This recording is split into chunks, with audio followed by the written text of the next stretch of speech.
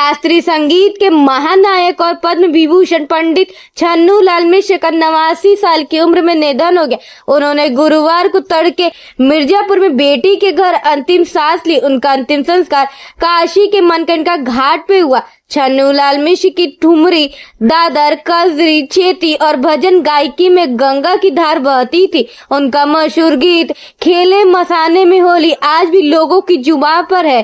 प्रधानमंत्री नरेंद्र मोदी, मुख्यमंत्री योगी आदित्यनाथ और अखिलेश यादव ने उनके निधन पर गहरा शोक जताया।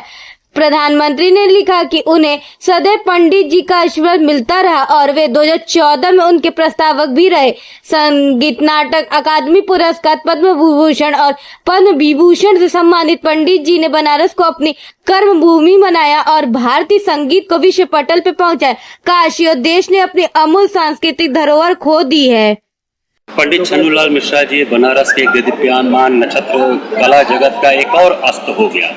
काशी के पंडित जी काशी के धरोहर थे और मसाने में खेरे होरी, दिगंबर मसाने में खेरे। आज खुद पंडित जी मसाने में अपने शरीर को अर्पित करने जा रहे हैं। पंडित जी काशी के संगीत के रूप में अमर रहेंगे।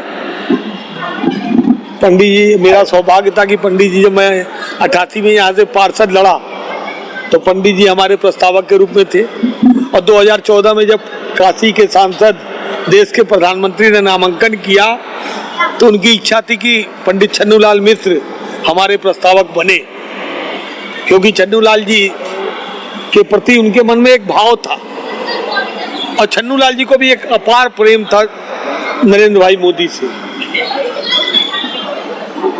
पंडित जी का पार्थिव शरीर आज भले ही हमारे बीच नहीं रहेगा, लेकिन पंडित जी के गीत अमर रहेंगे। उन्होंने जो अपनी छटा, अपने गीतों के माध्यम से जो अपने चित्र तैयार किए हैं, निश्चित तौर पर उनके जो गीत हैं, उनके जो संगीत हैं और उन्होंने जिस तरीके से चैती, तमाम सारे जो समाज में दिया है वो हमेशा बजते रहेंगे, अमर रहेंगे।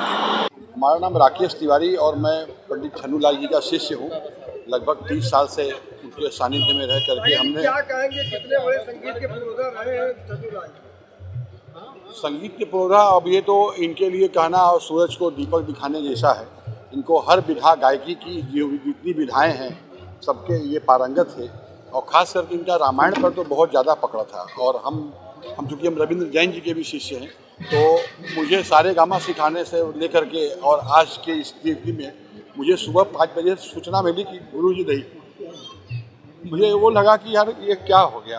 अब मैं तो हॉस्पिटल भी जाता था देखने के लिए और हम लोग के जैसे शिष्यवत और बेटे की तरह मानना, खाना पीना, घूमना, मतलब हर तरीके से हमेशा शिक्षा भी देते थे कि ये रियाज करो और रामायण का भी कम से कम 10 दोहा रोज पाठ किया करो। तो आज उनकी मुझे जेहन में मैं सुबह से बिल्कुल व्यथित हूँ। रात भर का मैं लोग जगे हैं क्योंकि नवरात्रि का कार्यक्रम लगा रहता है, तो लेकिन फिर भी आज बहुत मन व्यथित है कि अब ये नहीं मिलेंगे, अब तो ये चले गए, अब नहीं मिलेंगे, मतलब कुछ कह नहीं सकते। और इनकी जो विधा थी, हम लोग खुद इनकी रचनाओं को गाते हैं, दादरा, चैती, होरी। हमने एक बार इनसे जिक्र किया कि गुरुजी मैंने भी शिव पुराण पढ़ा है, कहाँ लिखा है कि दिगंबर में मसाने में होली। तो उन्होंने कहा कि हमको एक स्वामी जी ने ये रचना दी थी। तो ये भी हम लोग इस पर, क्योंकि हर चीज़ का एक डिफाइन करना, हम लोग पढ़े लिखे जो लोग हैं तो इसका भी एक निवारण होना चाहिए, जिसको काफ़ी लोगों ने इसको वो किया। तो हमने भी शिव पुराण पढ़ के पूरी काशी महिमा गाई हुई है रविंद्र जैन जी के साथ। तो हमको कहीं उसमें नहीं लगा कि दिगंबर में होली, लेकिन नहीं, वो जो रचना है और आज देखिए पूरे विश्व में उसको हर कोई गा रहा है। मालिनी अवस्थी जी ने भी गाया है और भी तमाम लोग, हम लोग भी जाकर के रचना गाते हैं और कह के गाते हैं कि ये हमारे गुरुजी छन्नूलाल जी, पद्म विभूषण छन्नूलाल जी का ये रचना है और उसको हम लोग ये सुना रहे हैं। आज हमारे काशी के एक और नक्षत्र जो दीप्यमान नक्षत्र थे वो आज लुप्त हो गए और आपके पिताश्री और हम सब के चहेते पद्मभूषण पंडित छन्नूलाल मिश्र जी का निधन हो गया। कैसे हुआ, कब हुआ, जरा इसके बारे में। जी, काफ़ी समय से बीमार चल रहे थे और पहले 2 दिन मिर्ज़ापुर में रामकृष्ण मिशन हॉस्पिटल में एडमिट थे। फिर वहाँ से रेफ़र कर दिया, उनको माइनर अटैक आया था, हार्ट अटैक, तो उनको यहाँ BHU रेफ़र कर दिया गया था। तो पिताजी 12 दिन BHU में एडमिट थे, ICU में। उनकी हालत स्थिर तो थी लेकिन बहुत ज़्यादा सुधार नहीं हो रहा था। तो डॉक्टर्स का ये कहना था कि आप घर ले जाइए, यहाँ क्रॉस इन्फेक्शन हो जाएगा, तो अच्छा है कि आप घर में रखें और पूरी सुविधा और उसके साथ, तो वो ज़्यादा ठीक रहेगा। तो फिर वहाँ से लेकिन हम लोग लेके फिर वापस रामकृष्ण मिशन में ही गए, क्योंकि लग रहा था कि आईसीयू के मरीज़ को लेके घर पे जाना सेफ़ नहीं होगा।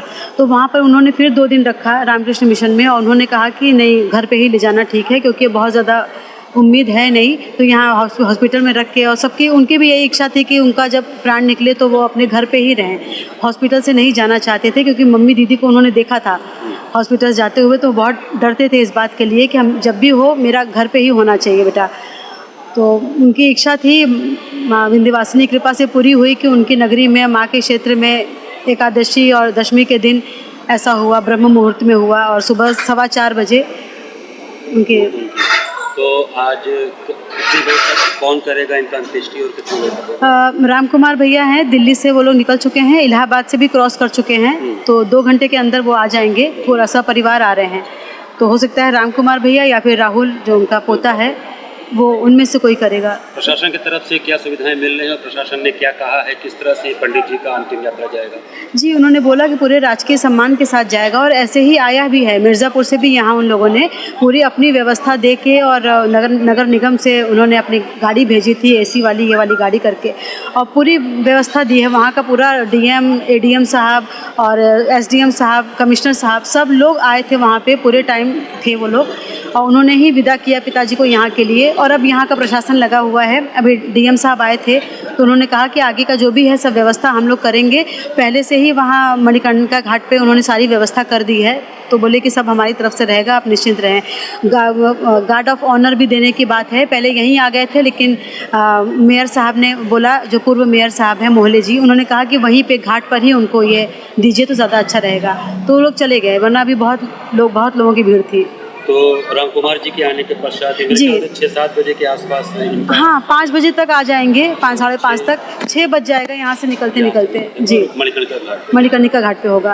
अंत में आप इनके चाहने वालों और काशी वासियों के लिए क्या संदेश देना चाहेंगे, उनके मन की बात अपनी जुबान से? बस संगीत और काशी उनके मन में बसता था, उनकी आत्मा में था। उनका यही इच्छा था कि गाना बजाना, संगीत, और ख़ास करके बनारस का संगीत जो है वो हमेशा जीवित रहे। लोग उसके लिए जितना कर सकते हैं करें।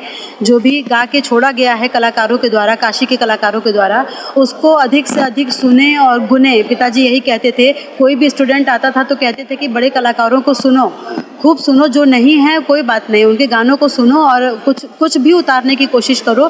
काशी का संगीत जिंदा रहना चाहिए, उनका बस यही इच्छा था।